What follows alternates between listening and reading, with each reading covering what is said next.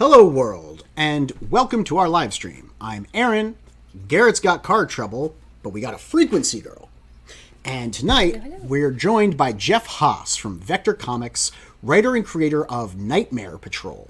Here today to talk about his comic book Malek, Reigning Devil #2, currently in crowdfunding over on Kickstarter. Welcome, Jeff. Hi, thank you for having me. Hello. Quite happy to have you here. Now, before we dive into the book, why don't we get to know you a little bit better? And you can tell us a little bit about yourself. Star Wars or Star Trek? Actually, I like both. I'm actually I really like Star Trek: Deep Space Nine, but I do love original Star Wars. So, what's it like to get a birthday card from a Star Trek star? It's actually phenomenal. It was one of the coolest things that's happened in a long time. Patrick Kwok-Chun was I think the birthday card you're talking about. It really is a big deal. It's on my wall. It's going to be there forever in a special case. It's one of the coolest things I have. Would you like a birthday card from, say, Mark Hamill or somebody? Yes, and if you have one, please send it over immediately. Just make a couple calls. We'll square it away. We'll talk after the show. I know a guy. Yeah, of course. Assuming you know people. So before we go on any further, let me say hello to the chat. We've got Darren Wagner, we've got Mo Biggs, and we've got Noah from NTM Comics, creator of the second coolest book with the name Mavericks coming out this year. So where are you from? Where did you grow up? I'm actually from Warwick, Rhode Island, and actually that's where I live right now. I've moved to a few other places, Arizona and South Carolina, but I always find myself finding my way back to Warwick, Rhode Island. Mm-hmm. And how'd you get into comic books? Was there a particular book that struck your fancy? Do you remember your first love? I blame my father for this. My father was a comic book nerd growing up in the 60s. And when I turned around 9 or 10, one of the ways he connected with me was he took me to the comic book store. And back then and it still is Green Lantern. It was Fantastic Four. Later on it became Wolverine and Batman. And it just kind of stuck with me. It kind of gets in your blood, and it's almost it's like a virus. You can't get it out of your system. It just stays in forever. And I never went back. So, a comic book nerd with daddy issues, not uncommon. What kind of books do you like? Is there anything in particular on the stands right now that appeals to you? Yeah, right now I'm if they ever release more issues, Saga is phenomenal. But I'm reading Goon. I'm loving Goon. Donny Cates is a genius with Thor. Usagi Yojimbo is a fantastic series as well from Stan Sakai. Did you check out The Last Ronin yet? I did not check out The Last Ronin yet. You're gonna want to pick that up. He is a phenomenal writer artist, and the series I only got into it like a year ago, but now I'm just obsessed with it. Every week I'm buying back issues of it over and over again. It's so there's such a genius to it and almost a simplicity, but it acts on so many levels. Well, the storytelling is really incredible because he knows the characters, and the art is really fantastic. So it kind of feels like bringing a mature version of the story that we got into when we were younger, which was a mature story before it got franchised and turned into, like TMNT. Yeah. Bringing that full circle and kind of closing the final chapter on this. So I was really enthused when I got a hold of it, and Garrett's been feeding me issues of it, and I've been, bawling my eyes out when, all of the recent parts. I don't want to spoil it. For those of you out there that haven't picked it up, just go pick it up. You're going to thank me after you've read it, as long as you like, ninjas and turtles and stuff. Yeah, and go ahead. Sorry. Go. I would say that I also really like the little historical touches that Sakai adds to the comic book, and I felt like every time I read Usagi Yojimbo, I feel like I learned something about Japanese culture, and it's pretty cool. Mo Big says that Donny Cates can really spiral out a page. Yeah, He's not wrong. He's not wrong. If only I had Garrett here to start debating Mo on that. That would be funny. Unfortunately, his tow truck picked up a screw, and his pickup truck picked up a screw, and we had to have his tow truck come tow it. All right, I'm not talking very well. So there's something very special about storytelling through sequential art. What is it about the comic book medium that appeals to you as a storyteller? Why tell stories this way? Well, I think there's a lot of good reasons. One, it gives you a nice opportunity that I think it gives you insights to the characters that no other version of storytelling can really add. The idea that you can express through captions. It used to be thought bubbles, but now it's captions. The inner thoughts of your characters in a very unique way. I think it helps to give the visual, which is you feel connected to the cave drawings almost. You know what I'm saying? It's like this thing that's been around in our culture for so many thousands of years that you just feel like you're adding just a little bit to it, with a little bit of story and the great visuals, and there's nothing cooler than seeing a completed page from a great artist, with your work on it and your words. Yeah, it's absolutely true. There's something very special, especially being a hashtag just a writer, of getting my script into an artist's hands, seeing what they do with that, how they transform it into a visual narrative, and then telling them, no, you're wrong, do it again. We have a Frog G. And we have a Philip Zaid. I just want to say hi, guys. Thank you for coming and dropping in. And we have a Peter Palmiotti. What is up, Pete? Glad to have you in the chat with us. I hope you're doing well. So, what writers or artists inspire you to make comics? They can either be contemporary or historical. And if you say Stan Lee, I'm going to kick you from the stream. I will have to say, and it's probably cliche as hell, but Neil Gaiman is an absolute god of writing. If there ever was an altar to be built upon, a writer to worship upon, it would be Neil Gaiman. And his Sandman is one of the greatest genius works of art. On my day job, I'm an English teacher. And and someone who reads classic literature with students all day long, I will say Neil Gaiman's Sandman holds up with every single one of them. Absolute genius. So tell me more about that. Tell me more about being an English teacher. It's fun. I teach at a therapeutic high school for kids usually they have issues with autism, anxiety issues, schizophrenic students as well. And I try to teach them to read Shakespeare and other English stories. And you do your very best. I teach at a school in Providence, and it's a small school. It's a private school. Maybe we have about 10 to 12 kids. Usually, a district that can't handle the student within their framework sends them and pays for them to come over to our school, and we do our best to help them in a kind of a special way. So it's like a special after-school reading group that kind of focuses on the classics and enhancing students' exposure to multiple different genres? Or? Sort of. It's actually a full school. The kids are there 7 hours a day, and they have science, history, and I handle the English parts of it. And an hour a day, and we have all 4 high school grades that I teach. And like I said, you do your best to teach in the midst of behaviors and the other issues that they're having, and you try to get as much to them as humanly possible. And it's fun. They interacting with them, conversing with them on the subjects. It's challenging but rewarding. We're doing it for about 4 years. We have a friend who's a special needs teacher at a special school, and he bribes his kids with Pokemon cards. Have you ever bribed your students with comic books? No, but I have taught comic books. It's all right. You can admit it on stream. That's fine. We're not. Actually, no. We never had a bribe, but we reinforcement. but I do teach writing. They do write a comic book at the beginning of the school year. They draw it themselves. They write it themselves. Like 8 pages, nothing huge. And usually at the beginning of each year, I do give away one comic book to them so they can actually experience what it looks like first, and then try their best to, do their own. That's neat. Have you ever talked to them about coaching them through crowdfunding or anything? I'm sure that some of their work might compare to or even be better than some of the other stuff that's out there right now. No, I'm still trying to get to master that as well. At the moment, I don't have yet to earn my degree in Kickstarter, but I'm trying my best.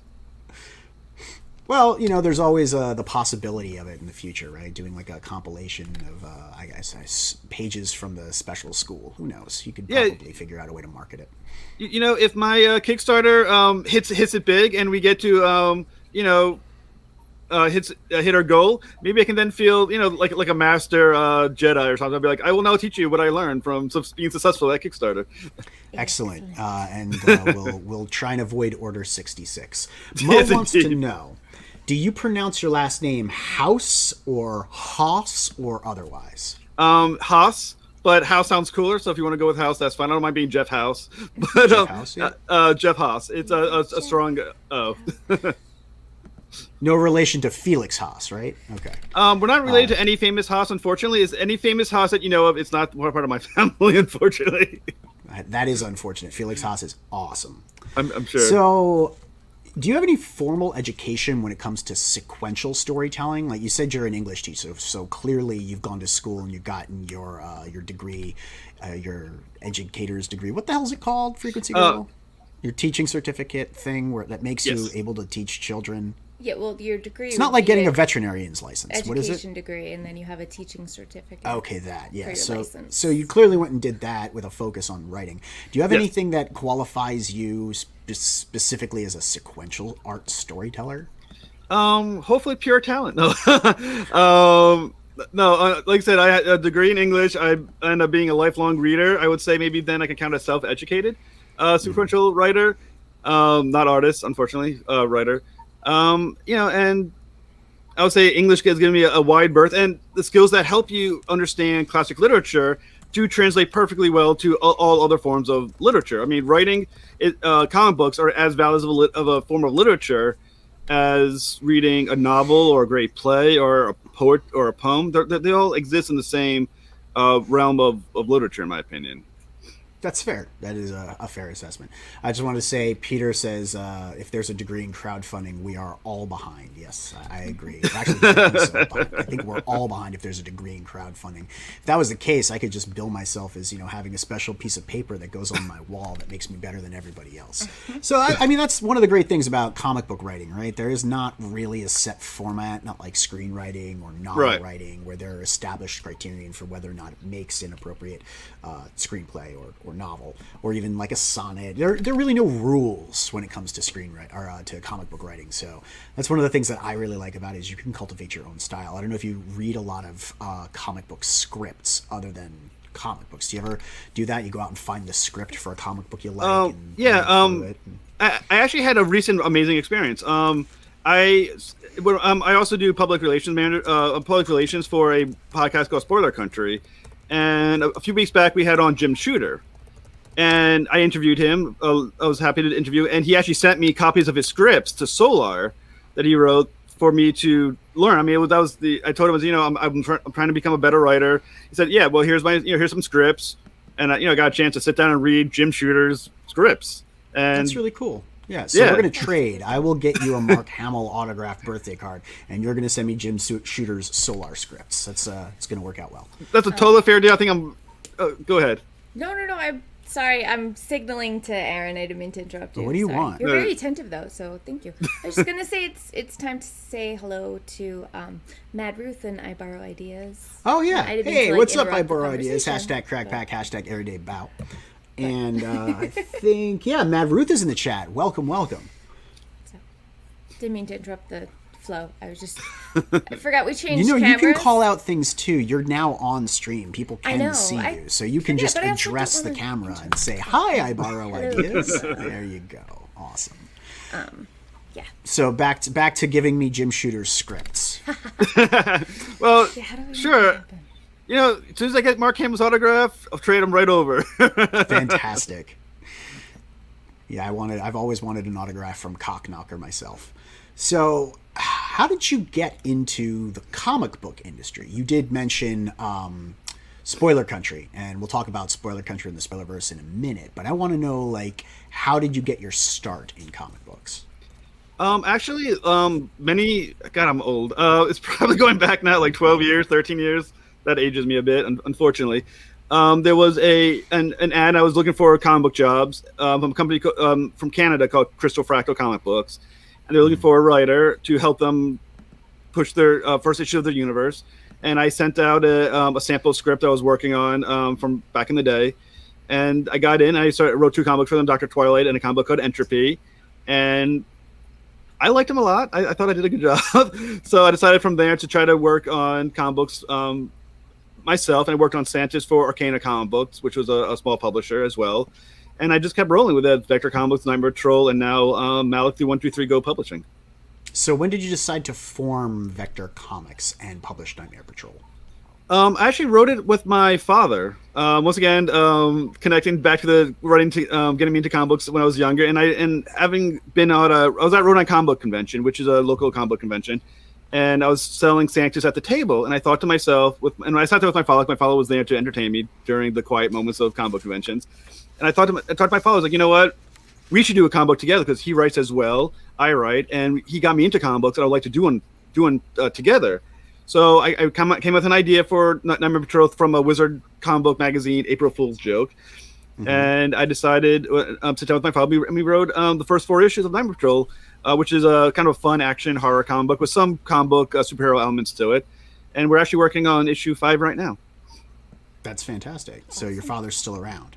Yes, he's still around. Luckily, he's older. He wouldn't want me to say his age, but he's definitely older. But he's still writing quality work. Well, it's nice to hear that you and your father have reconnected later in life and you're sorting out those daddy issues. It's very important to do that if you want to move on and have a healthy relationship with other people in your life. So what is 123 Go Publishing and how did you become part of that? All right, 123 Go Publishing is owned by Phoebe Xavier. She's a fantastic publisher, writer, and editor. And once again, she was on a Facebook comic book group, a writer group of some sort, and was looking for writers for a 8-page submission to her anthology book called Gunmetal Black Ops. And I told him, and I told her, I was like, well, I would like to do a comic book with you, but I have no artist and I can't afford an artist, but I could write something. And she's like, well, if it's good enough, that whatever you write, if it's good enough, I'll get you an artist and I'll put it in the anthology. So I submitted was known at the time as God's Sword, which became the prequel to Malek Reigning Devil. She liked it, and she connected me with a fantastic artist named Juan Manuel Amaran, and he's been the artist on Malek ever since. And it got into the back of the backup story, black and white backup story to Gunmetal Black Ops, and everything from there has been success. So, do you mean this? That is Gunmetal Black Ops. Yep. Phoebe wrote the initial story on that, and the backup story is the first appearance of Malek. Mm-hmm. So yeah, feel free to buy it now and check it out. So from God's Sword came Malek Reigning Devil issue 1 and issue 2, and eventually issues 3, 4, 5, and 6. So you can get it print on demand. That's cool. Yeah, right. I believe that's this Indie is definitely Planet. Subject matter that is relevant to my interests. So yeah, I think we're gonna get that. Noah, you can't have that. That's rating, by the comics code. That's outside of your age bracket. So it's not for you. Noah. Sorry.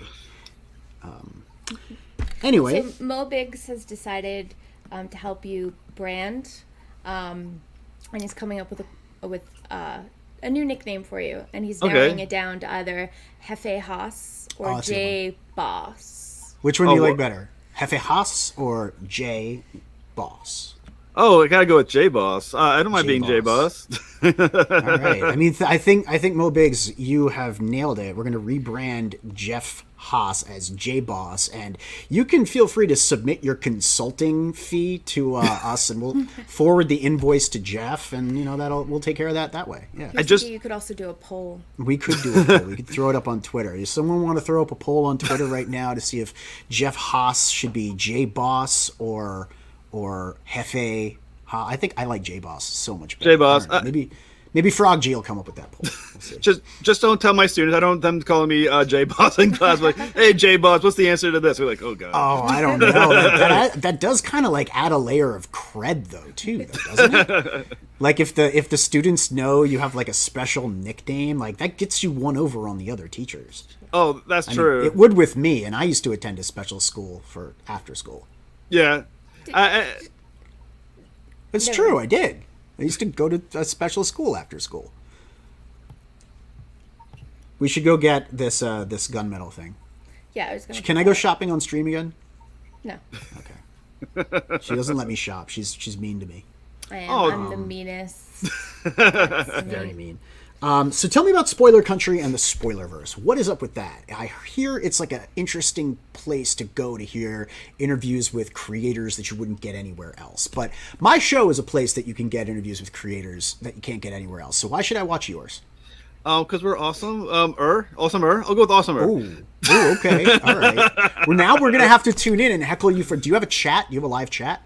We don't have a live chat. They're pre-recorded interviews. So we do edit and we take out the bad parts where we sound bad and embarrass ourselves. So we sound totally professional when you listen. Gotcha. So you're not awesomer than ours. Sounding professional. The live chat adds a whole nother layer to this experience. You should give it a shot. Actually, you know what? Don't give it a shot because then you will be awesomer than us, and we don't want that. So stick to your old pre-recorded format. That's good. What else adds a whole nother level? When your audio freaks out and puts itself into a perpetual additive loop. Enough. Just you can drop that. But that wasn't my fault. That was your fault. I wasn't saying it was your fault. It was Reaper Audio's fault. It was a lack of information. I borrow ideas, so you delete the whole stream then? That's what we would have to do. We would have to do that. We'd get like six seconds of footage. Yeah. Just the intro and the outro, right? I think in most cases, not even the outro. I bungle the outro almost every show. True. D-Wag says that he's the D-Wag says he's... Well, okay, yes. D-Wag's content is very avant-garde in a lot of ways, and I should suggest all of you go check it out. Somebody drop D-Wag's link. I think that's going to be either you or Frog. I'll look for it, but I guarantee you Froggy is going to link Good Stuff's channel, because that's Good Stuff, Steve Worster, and D-Wag all collaborating to bring you the CG News and Reviews show. And that thing is spectacular. They're breaking the format. They're turning the algorithm on its head. They're delivering what the audience wants to see. And I wish them the very best. I'm a big fan. That's a hell of a anyway, back to Spoiler Country. I know I just went right off. Tell me more about it. You've had some really cool guests. Who's the favorite one that you've had so far? Oh God, my personal favorite is that I've spoken to is Armin Shimmerman, who's plays Quark on Star Trek: Deep Space Nine. You talked to Quark? Yes, I did. Did you grill him on the Ferengi rules of acquisition? We actually didn't talk Star Trek at all. He's actually, believe it or not, he's actually a great novelist. He writes, really? He writes novels. So I read one of his novels and I interviewed him about it. And for the life of me, I can't remember the name of it, but it was really good. Something of Angels. I can't remember something of Angels. And he was a complete delight to talk to. He's a Shakespearean scholar. He actually teaches Shakespeare. If you ever see a Hollywood movie where they do something with Shakespeare, he's considered the expert in the field, and they usually not talk Kenneth to him. Branagh. Definitely not comparatively. Not Kenneth Branagh. Okay. Armin Shimmer is far superior. But we have we had some great guests. Other great guests we had Ed Asner on the show, Thomas Jane on the show. Yesterday we had Todd McFarlane on the show. So I heard we had a good bunch. I did not get that interview. That does sound really really exciting. Yeah, I heard you watched that interview, right? Like I said, as the public relations guy, sometimes I get to host the interview. Sometimes I just sit in and I get to watch the interview. Right. And this one I gave to Kenrick, and he knocked it out of the park and talked to Tom McFarlane for a while about his TV shows and all that. And it's just fun to say that I have Tom McFarlane's cell phone number. That's true. That's also why we didn't have Kendrick on the show, because I don't want to talk to someone who gets better interviews than me. Well, you have Jboss, so you know.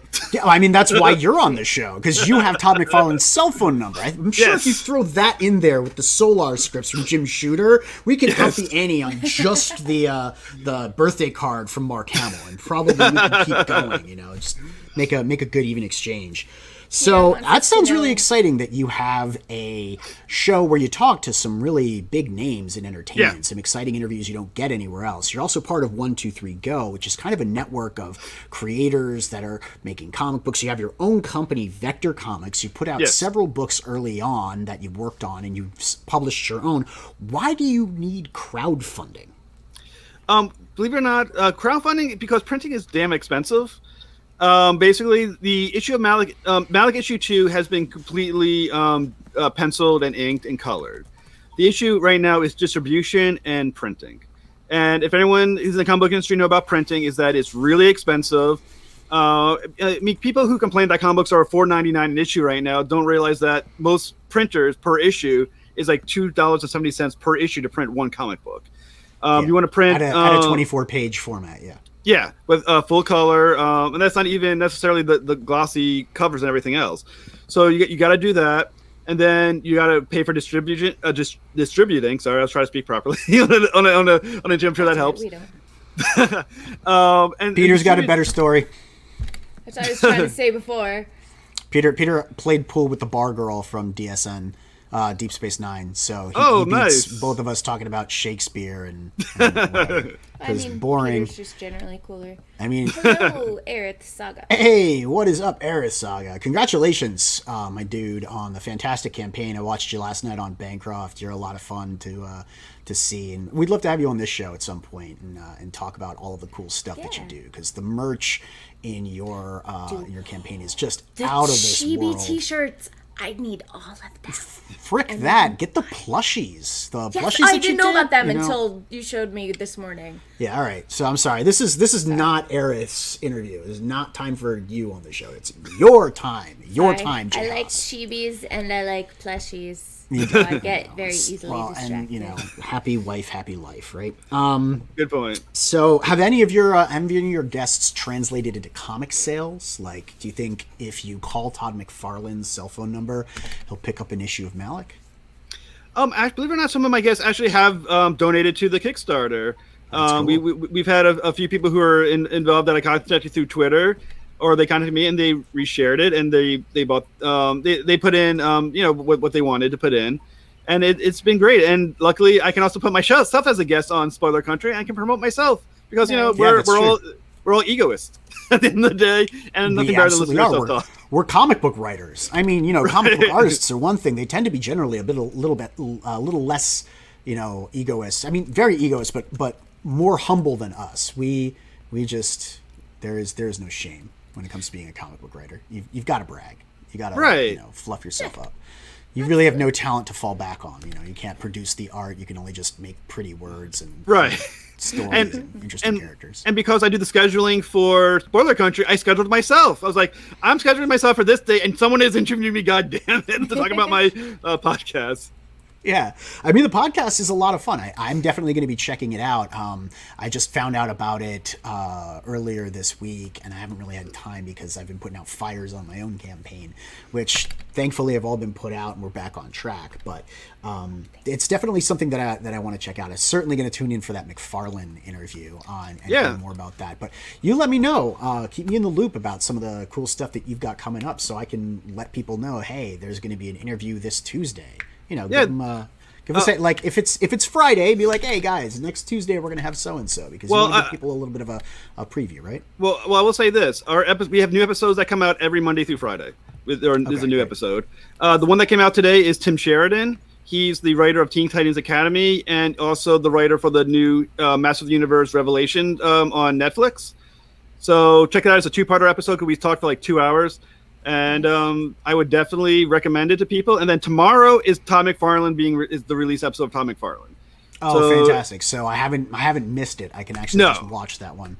I mean, I missed the live interview. I can catch the edited version. Yeah, I highly recommend Todd McFarlane for tomorrow. He's one of the better names we get, so he's definitely worth talking to. It doesn't get much better than that. I mean, I would love to have Quark on just to talk about the Ferengi rules of acquisition and dominate the universe through capitalism, because they totally figured it out. All right, so go ahead. No, I was gonna say we have some good Star Trek people coming up. We have a John Billingsley episode coming up within probably next week. We've had a lot of people from Discovery, and we've had Robin Curtis is out from Seeds. So yeah, if you like Star Trek, there's at least 6 or 7 people from Star Trek who are in the in Spoiler Country somewhere in the inventory. That sounds fantastic. Just a quick question for the chat. We're cool talking about Star Trek, right? We can't talk about anime, but we can talk about Star Trek. That's not going to cost us viewers, right? Okay, cool. So, have you done any work at conventions or anything? Have you ever had a booth and gone with people and had a public presence? Yeah, I've been at convention. I've been at the Toronto Comic Con. I've been to a place in New York called BoroCon. I've been to Rolling Comic Con, Terrific. Well, I wasn't a guest at Terrificon, but I was at Boston Comic Con as a guest at one point. And this fall, I get to go for my first time as a member of the press to Rolling Comic Con. So I get to actually be a member of the press this time. Nice. That's awesome. You get your press badge, and you can go back into like the little green rooms that they have and eat everybody's fresh fruit. Yeah, and it's a free ticket, which is even the best part. Even better, yeah. So, would you consider the work that you've done in comic books thus far bordering into the mainstream, or do you consider yourself more of an indie creator? I'm definitely indie. I will say that a lot of my work, especially Malek itself, would not necessarily, you will never find it in a DC Marvel type comic book. It tends to be very philosophical. Is very, I would say, adult. The best quote I ever heard from someone about Malek is that they said I don't know if you're allowed to swear on this, but I'm going to swear. You can swear with our audience. I was trying to keep it clean for your audience. Okay. It's basically, they described Malek as being metal as fuck. And that's, I think, the best ever description of the comic book. It's very hardcore. It's basically a story of a fallen angel and his conquest through hell. And the character of Malek isn't necessarily a hero character. He's definitely very much an anti-hero. He's extremely violent. His morals are potentially questionable. So yeah, I would say I'm on. It's on the fringe of what you would call the mainstream, because I'm not following the standard superhero style story, and I'm not necessarily. Go ahead. We have a lot of genres out there right now that are kind of like superhero comics are becoming more and more niche. I mean, yeah, the big two focus primarily on superheroes, but just about every other publisher in the mainstream right now has different fare. I mean, like, yeah, The Walking Dead, you've got Post Americana, you've got a whole bunch of stuff. You've got Ultra Mega. You've got really interesting books out there right now that kind of have moved away from superheroes and are exploring all of these other genres. I mean, in independent comics right now, just last night we were talking about an entirely new genre that's sort of taking the market by storm, and that's animals with weapons they shouldn't have. Like Octopus Cowboy, Six Gun Gorilla, AR-15 Orangutan. These are things that people have expressed interest in, and none of that would fly at a superhero, dominant title like Marvel. So I don't know. I mean, like, would you be interested in getting into stores? You said earlier you were looking at a distribution method and trying to put your book there. Would that be something you're interested in doing? Yeah, Vector Comic Books has Nightmare Patrol in, I think, 50 or 60 stores nationwide. Yeah, you're on Comixology, too. Yeah, and Comixology. Eventually, Malek, I think, would be nice to get further distribution through stores.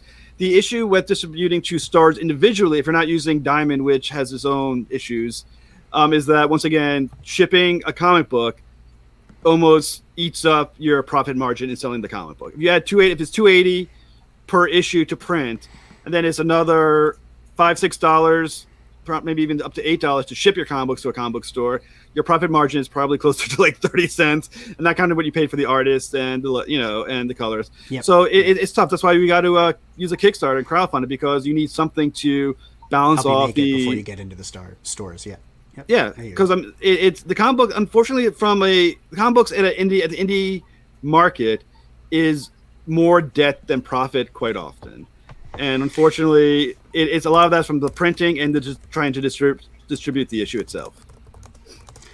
No, you're absolutely right. That's why you need good distribution deals. And have you ever thought about going with any of the independent publisher distributors like, I don't know, Alterna or Scout or anybody that's kind of on the scene right now, picking up distribution deals with, larger stores, Liberty Comics, Arrow Comics, any of those? There's been a couple that we've used in the past. So there's one around Seattle that we've used in the past that we chose never to use again for various reasons. I'm not going to throw them under the bus. And there's a few others that we've talked to, but once again, you're dealing with once you have another independent distributor, you're divvying up your profits again to now the distributor needs to make a certain amount of money as well. And like I said, the amount of debt increases, and the profit margin of an indie comic book is very narrow. We're not DC that can print comics at probably 50 cents an issue or something. So when you're dealing with very narrow profit margins, you either have to set the coverage price at like 7, 8, something unreasonable, or you have to try to push it on your own and make what money you can. Yeah, absolutely. It's very difficult to turn a significant profit unless you're ordering in enormous quantities, and then I mean you're actually shelling out more money to get more books. So you have to know that you're going to be able to sell those books, which is why the early Diamond model of making retailers buy a set amount and then not buying them back was what kept Diamond going. And then of course pandemic made them shut their doors and everyone put their pencils down, and that's how we got an editor. But that was good for us, not for them. Anyway, let's move on and talk more about Malek. Okay, fantastic. Why don't you load up the graphics so that we can start talking about some of the art and stuff like that while you, Jboss, tell us about the setting. You mean the thing that's already shared? That I'm adding to the stream right now. Yeah. All right, to go a little bit back. Cool. Oh, thank you. For those of you who didn't listen to the first 20 minutes of the interview, it's based on a 8-page story called God's Sword from Gunmetal Black Ops, issue 1. And it's the story is of basically God's destroyer angel called Malek. I'm sorry, Mo has one every stream, at least one that just kills me. Thank you. Thank you. So basically the character of Malek Hamashit, he's God destroying angel. He's sort of like God's assassin angel, and he had been sent to hell to kill Lucifer, because Lucifer was about to lay siege to heaven. So Malek does it, but there's a catch for Malek, is that to enter hell, he had to commit a major crime to be sentenced to hell, in which he will then can never leave again. He's forever now sentenced to hell as being the new devil in hell once he killed Lucifer. And that pisses Malek off, because you don't want to be live your entire life in hell for reasons that aren't your own. And the issue now with him is that he's going to now lay conquest to hell, with the idea that eventually he will then fight God himself. And that's kind of the plot line of the first of the 6-issue miniseries that builds up. Neat. So how did you put your creative team together for Malek? Who's on the cover? Who's doing the art? Where'd you get your letters, your colors, that kind of stuff? All right. A lot of this has to do with PB Xavier, who, like I said, is the owner of 123 Go Publishing, and she's also the editor and the letterer of Malek. So, she's doing it for free. So good for her. That's the numbers I like to hear. Is she working for exposure? Did you set her up on that meal plan? Well, as the owner of the company, is trying to build the brand. And Malek Reigning Devil. So that's a yes. Yes. Malek Reigning Devil is one of the flagships now of the company, or becoming the flagship, one of the flagships. Nice. And the artist, Juan Amaran, he's the penciler that was also set up by Phoebe. And the colorist, who's also an amazing colorist, is Chris McAuley, who is part of Dacre Stoker, and Chris McAuley has a company together. They do comic books, and he was nice enough to do the colors for us. So that's the team, and they've done an amazing job. They've been putting out the comic book readily. The art has a nice, I think, like image, like almost 90s image style to it that I really got excited by when I saw it. And it's nice to are very punchy. Yeah, and it's nice to have an artist that I can just trust that whatever I put on the page, he'll make it work.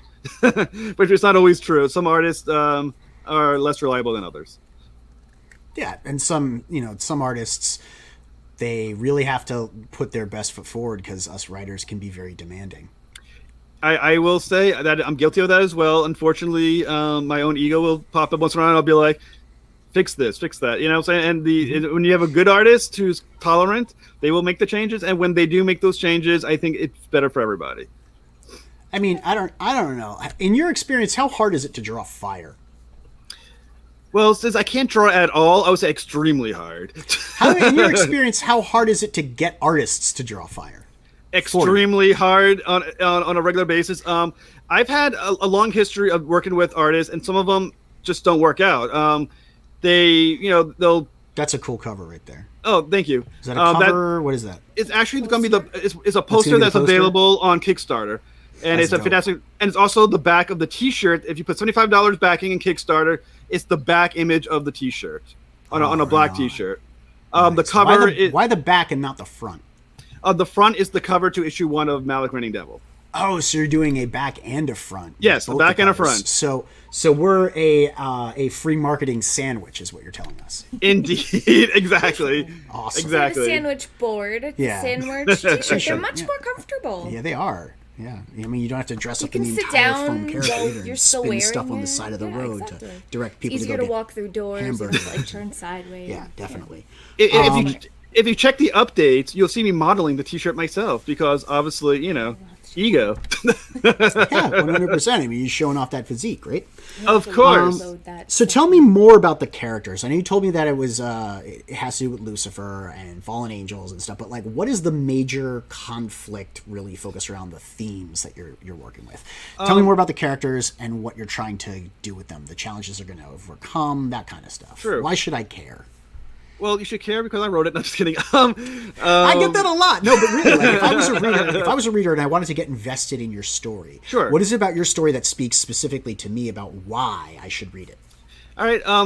The key to the entire series obviously starts with Malek, and Malek I think is an interesting character because for one, he is someone who loved his God very much, his creator, and he was loyal and he did what he thought always was right by his God, regardless of the morality of the actual action. And when God allowed him to go to hell, and in many ways undeservedly, he is dealing with a great loss of faith. He's also dealing for the first time with his own agency, beginning someone who for the first time in his life has to make his own decisions, has to be in charge of himself and define who does he want to be, who is Malek himself. So there's sort of a manifest destiny theme here. Exactly. The character is exploring their own, the nature of their own free will now that they've been cast down. Right, and the other issue so he has it's rising up from the ashes that you've been thrown into, where you're recreating yourself in your own image, having been cast out of someone else's. All right, cool. No, I'm like legitimately, I want to know about the themes. I want to know what's inherent in the story that makes it compelling. Well, the another part as well is that obviously a lot of what he's fueled by is anger, which you could also say is pain, hurt for what happened, but a lot of his anger and the need for revenge. And in hell, I'm always angry. and in hell, the issue with being in hell as an angel is that you get corrupted by being in the experience of being in hell.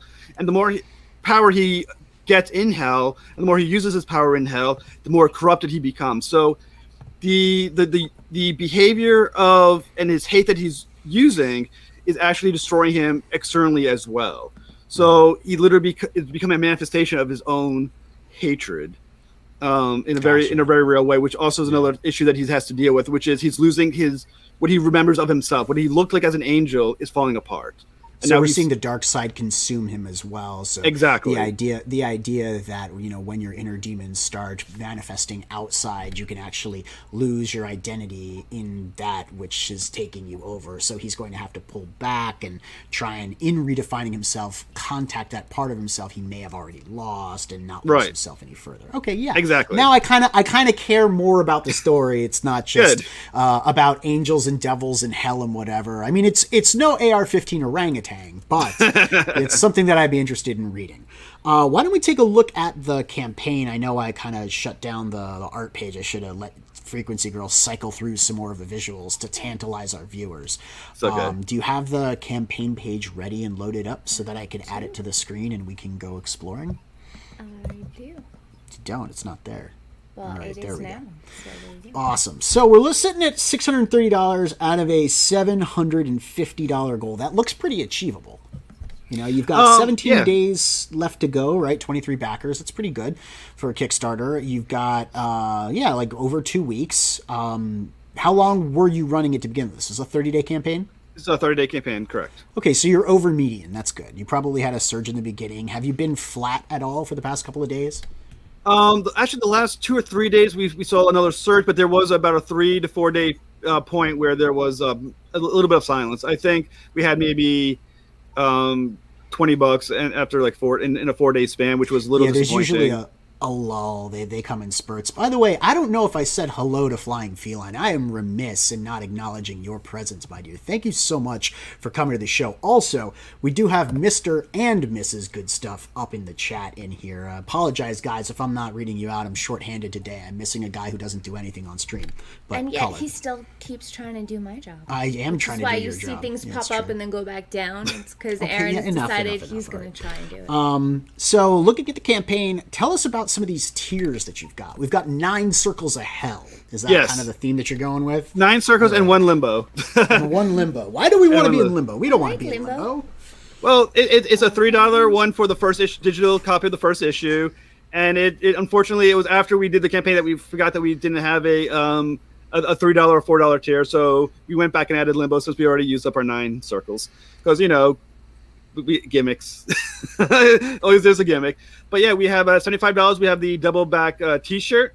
It's a black T-shirt. You could have gone with the the $1 just to encourage the book. You could have gone with the "Wish You Were Here" tier. In the 9 circles, you're not cool enough to be in hell. Good point. But thanks for your $1. We have a poster, which is the one that you saw with Lust and Gluttony on it. That's a poster as well. That's available, I believe, at the $50 level. There's add-ons for stickers. We have if you go, I think it's $150. You get the original artwork from the artist Juan Amaran, who will give you a 1-figure original sketch, which is a pretty big deal because he doesn't do them often. We have obviously getting the first 2 issues of digital, which is a reward as well. There's also a reward for getting them in hard copy. And one of the coolest rewards is that you get the entire collection of 123 Go Publishing, our entire library, as one of the goals as well, which is not even that expensive a goal. And there's a lot of comics. There's Gunmetal Black Ops. There's 13th Moon. There's going to be issues Malek 1 and 2. There's a comic book that I wrote called Santa Claus, which is a horror Christmas story for kids. That's not trademarked. No, which is good as well. So yeah, there's a lot of good stuff there. Definitely, it seems like it. Now I have one question. This is a Kickstarter campaign, so you cannot back more than once. That's one of the perils of Kickstarter and the unfortunate downsides among several others. But there are some higher tiers on this campaign. One in the 8th circle, I believe, is to get an ad, and the 9th circle is to get a page. Yep. But the book isn't included. If we did not put that in, if you want to go to 150, we'll include the digital copies. What about doing an add-on for the book? There are no add-ons in this campaign either. It was kind of an oversight, or no. There's add-ons. If you go there are stickers, and there's another add-on as well, but they're present. Oh, okay, that's interesting. I didn't see any earlier. Yeah, add on the book as an option, the physical copy. I'm sure I can. The only issue with Kickstarter though is that once it's been backed, they do not let you go back and fix a reward tier, right. Unfortunately. Yeah, both Indiegogo and Kickstarter have that thing where, like, if you have a reward tier that someone pledged to, you can't then go and edit that tier. You can always, add new tiers, but you can't remove old ones if people have already backed them. Which I think is kind of funny. I mean, I guess they don't want you to take it away from them. Be like, pay $80 for a poster. Be like, sorry, no more poster. I guess they don't want you to do that. But at the same time, it'd be nice to add some things. And there's a few adjustments we wanted to make once it all went out, but they got back before we could add them. But there's always stretch goals, which are also going to exist once we hit our goal, which hopefully we do. But because we're here. Do you have any that you want to tell us about that you're going to be going for once you hit that goal? Well, we're definitely going to be doing, once again, the library, the single issues. We're going to add additional sketches where you can have likenesses as well. Will be one of our ads as well. And a lot is going to be with the artists. You're going to get it's a lot of going to be sketches and posters, stickers, original pages, things of that nature. That's okay, Mo. I mean, Rob's not that bad, right? I do know, brother. Thank you for the true compliment. It means a lot to me. Yeah. Okay. I think he was talking to Darren. I missed that. I should just not touch this chat, should I? I wanted to highlight what Mo said. So once this gets funded, and you go to print with it, are you going to print more copies than necessary so that you have others to give out later, or is this just going to be a narrow print run for the backers? We hope to have plenty of copies because obviously our goal is to have copies at conventions and start shipping them to individual stores as well. So one of the reasons why the Kickstarter number is as high as it is, considering the comic book itself is finished, is to print as many copies as possible and then pay for the shipping of them. So we're hoping to, I think, do an initial run of maybe about 250 copies, something like 300 copies. And then from there, hopefully as we sell all of them out, because, we're here on Global Frequency, I assume we'll sell plenty. We're then going to... Well, I mean, Crackback backs, right? So, Right. And then the goal, once again, is to use that for an initial sprint run. Hopefully have them at conventions. I'll have them. People will have them at her convention. We'll have other artists. We'll have them at their convention. And then, once again, start pitching to stores.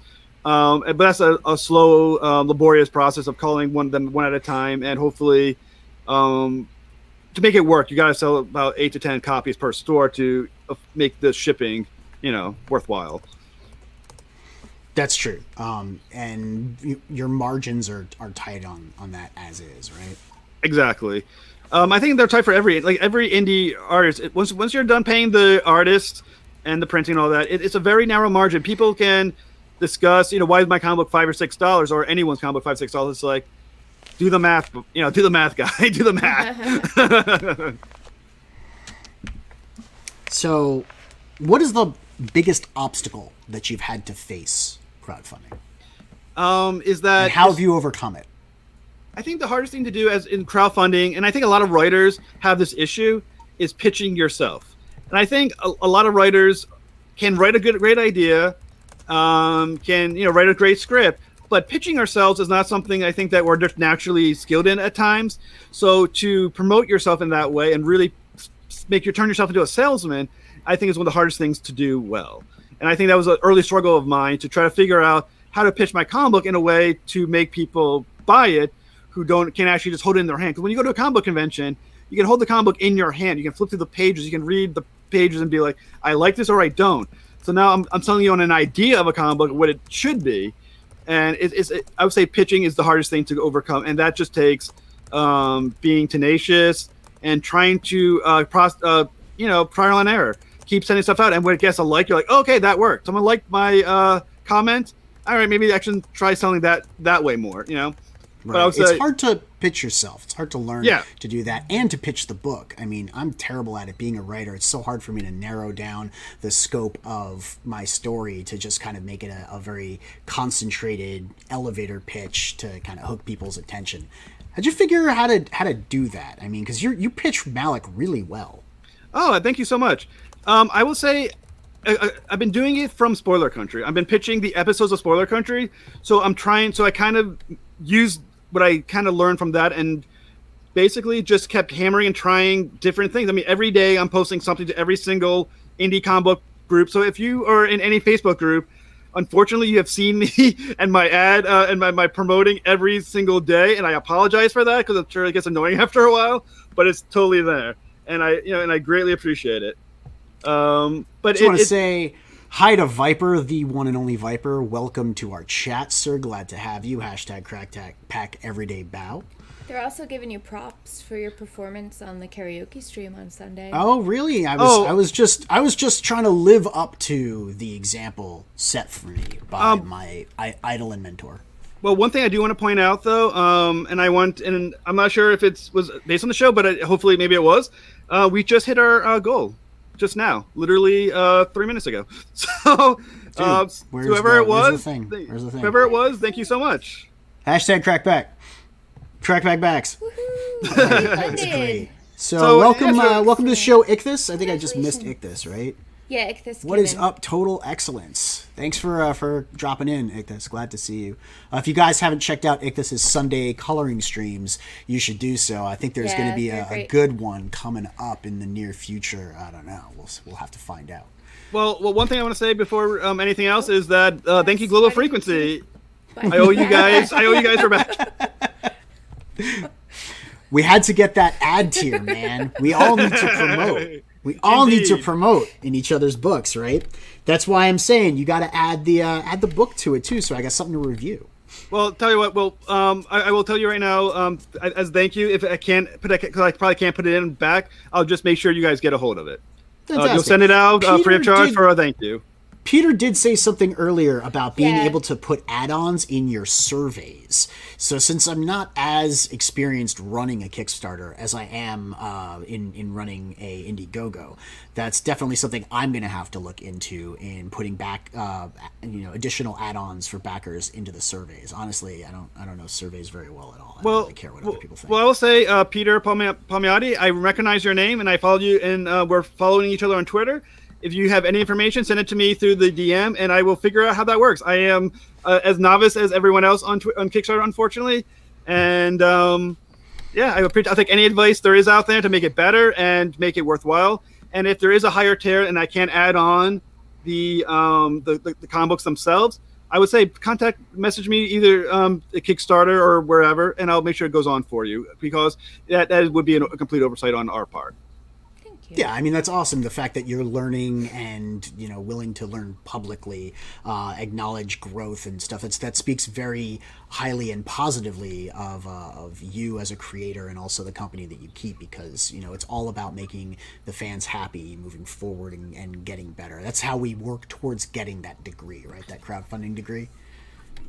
Yeah, and like I said, I tell my students this. I tell my students this all the time, and it's one of my beginning of every year, I introduce my new students with this message. And one of my parts of the message is, it's okay to be wrong. It's okay to make mistakes. It's expected.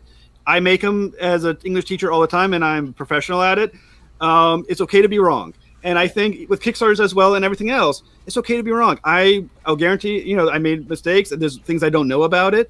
And there's those of you out there who know better. And those of you who know how to run a Kickstarter better, I'll take your advice 100%. Yeah. It's worth it. And whoever doesn't listen is worth being ignored anyway. You should talk to everyone and take as much advice as humanly possible. That's a really good point. I'm personally never wrong.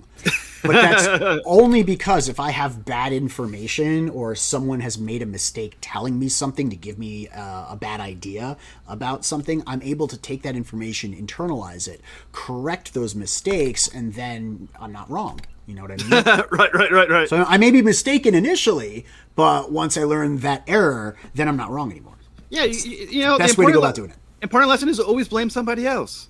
Right? As long as you can correct their mistake, right? And make sure that is taken care of, then you're not wrong, and you've helped make up for someone else's shortcomings. So I actually used to teach as well. I used to teach kindergarten, though. Yeah. And I used to tell my kids that mistakes are part of learning and it's okay, and that that's why pencils come with erasers, because you're supposed to make mistakes. I write in pen. Good point. Yeah, but when you're 5, you don't. So true. I didn't write at 5 at all. I'd shoot on the eraser. So, what's the hardest part about making a comic book? Having faith in yourself. I think that's the hardest thing to do. I think every writer, as much as we like to talk about our egos, the reason we write for things to get published is that we desperately want positive reinforcement, because in our quiet little world, when we're writing in a vacuum, it gets hard sometimes to keep moving on something, because you can lose faith in what you write quite easily. Right, and which is why we need constant reassurance. And, exactly. People stroking that ego so that we can actually produce something halfway decent. Yeah, I completely agree. Right, and like I said, we're just like actors or politicians. We're constantly looking for we want to validation be loved outside of ourselves. Yeah. Right, because like I said, I would say writing itself is a quiet, lonely profession on its own. And I will say, in everything I've written, there's a moment where I've lost faith and put my pen down for a few days and thought to myself, you know what, maybe this isn't working, and then you got to go back. The script reads me. Very good, D-Wag. It's my favorite movie.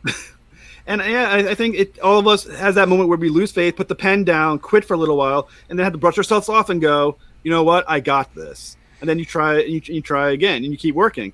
And I think that's the hardest part of completing a comic book, is keeping that faith going for 24 pages. And I think one of the reasons we're not novelists is because it takes too long to write a novel. So faith of 24 pages is quicker than faith of 400. That's fair. Mo, that is not his nickname for it. I'll just let you know that. I mean, I don't know his nickname for it, but it's certainly not the ego. Yeah, Surrounded by boys. Frequency Girl has had to come into my mildew-stained hovel and see, why I'm like hiding in the corner in the dark because I can't figure out how to write a scene, or I can't get that one line right. And she'll tell me, "Hey, you're better than this. Go get some sun." And I'll go outside and hiss as it burns my skin. Go running back inside and go, "Okay, at least now I know how to write the scene." Right. So that's why we have wives, to make sense of what the bullshit that we're doing. That's why I got one. Yeah, that's why I have one as well. My wife's Joey Lynn. When I'm in a bad spot, she's the one who comes up to me and is like, "Stop being stupid. Just figure it out. You've been writing it, for this many pages. Just sit down, stop whining about it, and write." Peter says, "Never stroke your ego in public. There's laws." Ichthus misses Garrett. What am I, chopped liver here? He might be home. I think I heard something clunking around upstairs. I think that's the cat. She's Really? mad because she wants to eat. Oh boy. All right. So we're gonna have to wrap this up like right now, or we're gonna go upstairs and there's gonna be a wet spot on the carpet. No, she wants to eat, not pee. Well, she pees when she's mad. This is something you can edit out and post. Don't worry about it, right? Like, this is the part of the live stream where it's entertaining for everyone watching, and we're making with the jabbering, but this probably wouldn't be good as a professionally edited video. So That's are there any? That's why we record.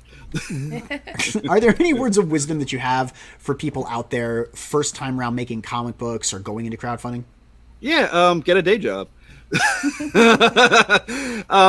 The best thing to do is get a day job so you can afford your hobby, later in the night. But I would say persistence, and it's great if you want to become a comic book writer. It's great to read good comic books, but you should also be read great novels, read great poetry, read great screenplays, whatever other forms of writing that's out there.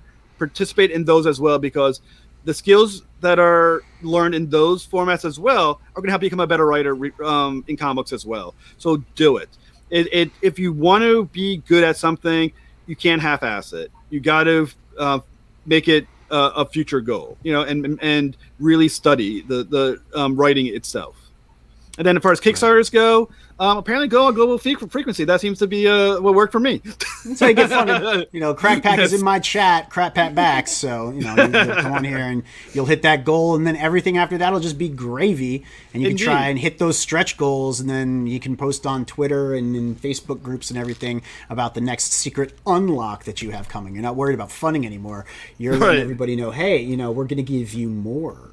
So that's always a good thing in the campaign. More is our goal. We want to make the people who back us as happy as humanly possible. And if we don't make you happy, you can bitch to me about it, and I'll do my best to listen. See, that's the really cool and key important detail about it. Because if you're all about making the backers' experience the very best, if you're all about the fans and catering to the fans because you know that those fans are your readers, and without the readers you are nothing, then I think you should consider going in demand over on Indiegogo. Because you can do that. You can migrate the campaign once it's finished on Kickstarter onto Indiegogo. They'll just host it for you. And it'll sit there as long as you want to, and people can go back it, and as long as you offer them the same stretch goals, rewards, and stuff that you did on the initial campaign, they're going to be happy. Also, Indiegogo only charges like a 3% whatever transaction fee like Kickstarter does. And then, of course, there's like the Stripe or payment processing fee that you pay on top of it, so it evens out to about 7%. So you're looking at a very nice overall margin. You're not time constrained on Indiegogo. Oh, wow, okay. Just leave it in demand. And that's a big deal, because I do know there are a lot of people that kind of lean towards one side of the crowdfunding spectrum versus another. So there's like a very dedicated Indiegogo group and a very dedicated Kickstarter group, and the twain don't often overlap. People are very particular when it comes to their platforms. So giving people on Indiegogo a chance to back Malek, to get into the campaign and see what it is for themselves. I mean, your price points are very sensible. They're very easily, marketable. Like they're good.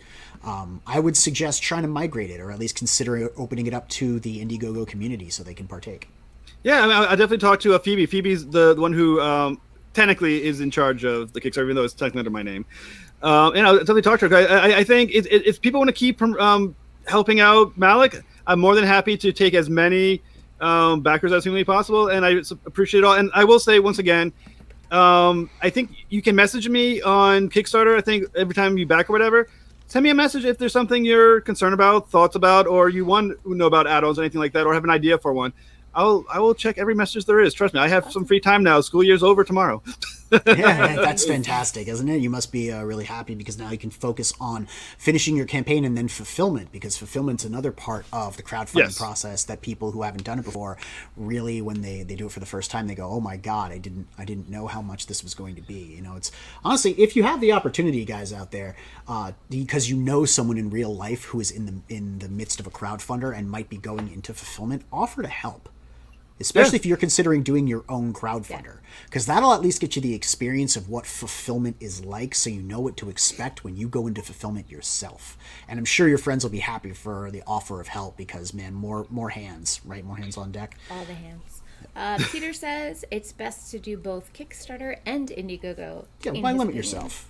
You want everyone to want your book. You don't want to pigeonhole yourself onto one platform or another. You want the broad spectrum, the diverse audience to be able to access your book, which means going to a broad spectrum and diverse variety of platforms. Hey, what's up, Dean? Thank you for dropping in. Comics Mate is Dean James. He is the artist on The Embrace, which have you gone to fulfillment yet, Dean? I don't know. I don't remember. I know that the Ace is still in demand. It's still, I mean, yes, it's still in demand. But that's the other thing, is you can fulfill and be in demand, and you send out orders as they come in. So it's kind of like print on demand. If you have them, you just send them out. Anyway, I think that's pretty much where we should call it. Do you want to let everyone? Dean's here, so Dean's here. It means we end the show. Yeah, there you go. Hey, Dean, time to leave. Do you want to let everyone know where they can find you so that we can look for you on the internet and watch some of those interviews with Tom? So for the Spoiler Country podcast is scpod.net. You can also find us on Twitter under Spoiler Country. You can find me at Jeff Haas Interviews on Twitter, as well as Malek Reigns on Twitter and Vector Comics on Twitter, because I have 3 Twitter accounts for reasons. You can find we are on Facebook with Spoiler Country on Facebook. I'm on Facebook as well under Jeffrey Haas. We're also on. I'm very high. Under Jeffrey Haas. See, it should be under Jboss, and we would definitely be able to find him. I will say I have very, very tight privacy controls because students. Yep. No, I had the same thing when I was a teacher, so that's. Yeah, it might be hard to find me, but I do exist. Amanda B, I didn't see you all stream. I am sorry I did not shout you out. I think that's the first time she's been in chat. That's the first time you've been. Hi, Amanda. Thank you very much for coming. Amanda. Also, we had a late arrival in Lewis. Lewis Michael, thank you for dropping in and checking out the show. I'm sorry that we're ending right as you're arriving, but you are going to catch the best part, which is the outro. So all of your links are going to be in the description of this video. Everything that we've been able to find about you on social media, including your credit score and and history of felony charges that you may or may not have had in your past. We'll find out. Which is why you should back me. Yeah, he doesn't. Well, they don't know about him if they has. He's probably changed his name. Who knows? Maybe he's in WITSEC. Could we don't want to blow it up yet. Just put it in the link in the description. Oh, okay. So I guess that's it for us tonight. Thank you very much for coming. Don't forget to like, subscribe, click the bell for notifications. And tune into the frequency. We'll see you next time.